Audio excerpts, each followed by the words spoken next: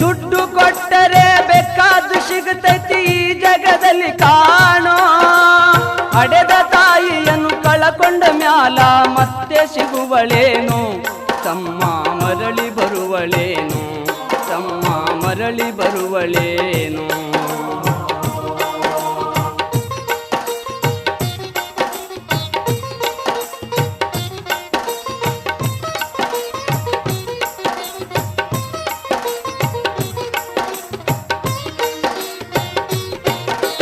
ಒಂಬತ್ತು ತಿಂಗಳ ಸಂಕಟ ನೀಡಿ ಹೊಟ್ಯಾಗ ಬೆಳೆದಲ್ಲೋ, ಹುಟ್ಟಿ ಬರುವ ಮುನ್ನ ಜೀವಕ್ಕ ಎಷ್ಟೋ ಕಷ್ಟ ಕೊಟ್ಟಿಯಲ್ಲೋ.